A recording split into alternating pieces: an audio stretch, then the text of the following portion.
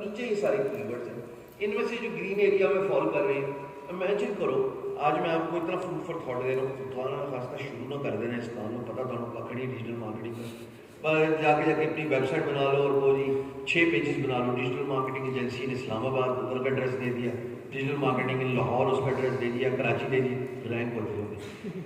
पक्की बात बता रहा हूँ, रैंक कर जाओगे, सही बता रहा हूँ। एक सिर्फ मैंने एक एग्जाम्पल दी है आज, एक छोटी सी, लेकिन आपको चूंकि अभी इसका पता नहीं तो ये काम करना लेना, ऑनलाइन कोर्स, तो ये ग्रीन वाले जितने कीवर्ड्स हैं इनको पिक करते रहेंगे। आप सिलेक्ट किया आपने, उसके बाद आप और ग्रीन वाले एरिया सिलेक्ट किए, उन सब तमाम ग्रीन वाले कीवर्ड्स को और डिफरेंट वेरिएशंस को आपने उठाया और उनको आपने एक एक्सेल फाइल में एक्सपोर्ट कर दिया। इसको कहते हैं एक्सपोर्ट टू CSV। मैं नहीं कर रहा, ये सेल्फ एक्सप्लेनेटरी, बच्चों वाली बात है, खुद कर लेना। जब मैं इसको ओपन करूंगा तो ये सारे कीवर्ड्स और ये सारी मालूमात मुझे मिल जाएगी। फिर मुझे इन कीवर्ड्स का सर्च इंटेंट देखना है और सर्च इंटेंट देखने के बाद मुझे इस कंटेंट, इस कीवर्ड के बारे में कंटेंट देखना। अब जो एक बात इंपॉर्टेंट है जो मैं कैमरे में आके ऑनलाइन वाले दोस्तों के लिए उसको डिस्कस करूंगा, जरा गौर से समझना। जब आपको कोई कीवर्ड मिल जाए ना, कीवर्ड के लिए 2 दिन लगते हैं या 10 दिन लगते हैं, 80-20 Pareto principle. Research is very important because सारी कहानी कीवर्ड पे है, आधी कहानी कीवर्ड पे है और आधी कहानी किस पे? कंटेंट पे। और तो कोई बात है ही नहीं, बाकी तो 200+ फैक्टर्स है ना, मार्केटिंग प्रमोशन तो बाद की बात है, वो तो हम देखेंगे कि ऑफ पेज एसईओ में क्या किया जाता है। ऑन पेज एसईओ की बारी जब आएगी तो आपने ये ज़हन में रखना है कि आपका कंटेंट में वो कीवर्ड होना चाहिए और आपका वो कंटेंट वैल्यूएबल होना चाहिए। आप लिखेंगे तभी जब आप सर्च इंटेंट में देख रहे हैं कि आपका कंटेंट रैंक हो सकता है, बिकॉज ब्लॉग्स नजर आ रहे हैं, आप ब्लॉगर हैं, या अगर आपकी ई-कॉमर्स वेबसाइट है तो बाकी ई-कॉमर्स वेबसाइट लो DA, लो डोमेन अथॉरिटी वाली नजर आ रही है। ये बड़ा सिंपल सा फॉर्मूला है। मैंने जब ये प्लेलिस्ट बनाई ना अपने YouTube चैनल पे एसईओ की, तो बहुत सारे लोगों ने इस पे इतराज किया, खासतौर पे एसईओ पंडिट्स ने। तो 21वीं वीडियो में मैंने कह दिया, मैंने वर्कचेस की ट्रैफिक और बीइंग ग्रुप की ट्रैफिक और फ्रीलांस हीरो पाकिस्तान ट्रैफिक और 5 साइट्स और की ट्रैफिक दिखा दी।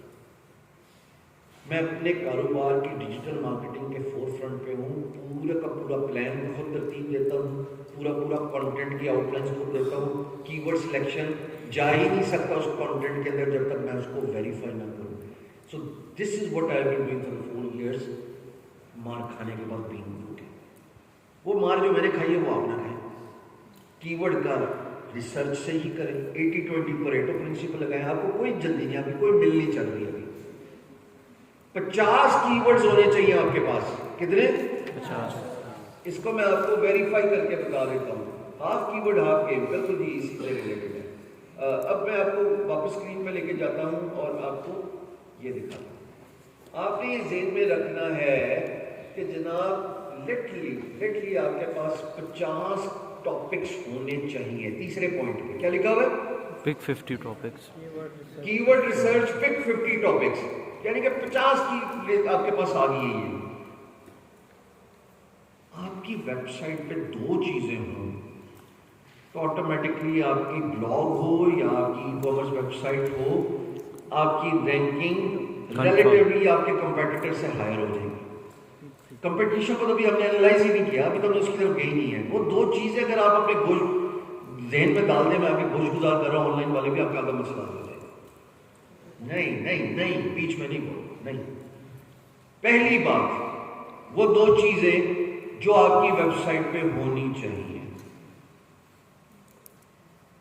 टूल, कुछ टूल दो अपनी वेबसाइट। मैंने तजर्बे से सीखा, वर्कचेस तो टूल है। क्लाइंट्स आ रहे हैं, प्रोजेक्ट पोस्ट कर रहे हैं, फ्रीलांसर्स हैं, प्रोजेक्ट को बिड कर रहे हैं। क्लाइंट है, सर्च कर रहा है सर्विसेज को, फ्रीलांसर है, प्रोजेक्ट पे बिड कर रहा है। टीम अप करने की एबिलिटी दी जा रही है। लोग एक शहर में एक स्किल के अंदर आपस में टीम अप कर सकते हैं। अगर आपने अपनी वेबसाइट पे टूल दिया तो होगा क्या कि यूज़र आपकी वेबसाइट पे आएगा और वो इंगेज रहेगा। इंगेज रहेगा तो क्या चीज़ ड्रॉप होगी? आपकी साइट पे जब ट्रैफिक इंक्रीज हो रही है, एंगेजमेंट इंक्रीज हो रही है, ये one of the striking element है आपकी साइट रैंक होने में। So the most important thing is अपने काम से रिलेटेड टूल सोचो जो आपकी वेबसाइट पे हो, आपकी रैंकिंग आसान हो सकती है। इसकी एग्जांपल ऐसे देता हूँ कि priceoa.pk एक वेबसाइट है, उस पर जाओ, वो मोबाइल कंपैरिजन देता है। वो कहता है अच्छा खरीदना चाहते हो आईफोन, खरीदना चाहते हो सैमसंग, दोनों की प्राइस को कंपेयर कर लो, स्पेक्स को कंपेयर कर लो। उसने कितना बड़ा मसला हल कर दिया।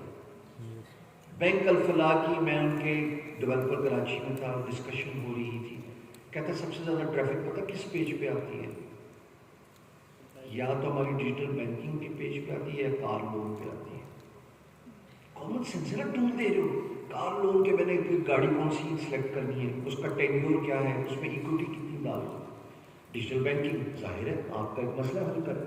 सो जब आपने मसला हल करने के लिए टूल दे दिया अपनी वेबसाइट पे, आपने नहीं बनाना, आपका काम नहीं है, लेकिन think from digital marketing point of view, वो टूल देने से आपका काम आसान हो जाता है। और दूसरी चीज जो आपकी वेबसाइट पे होनी चाहिए वो है आपका स्ट्रक्चर। अब मैं इसको बयान करूंगा, स्ट्रक्चर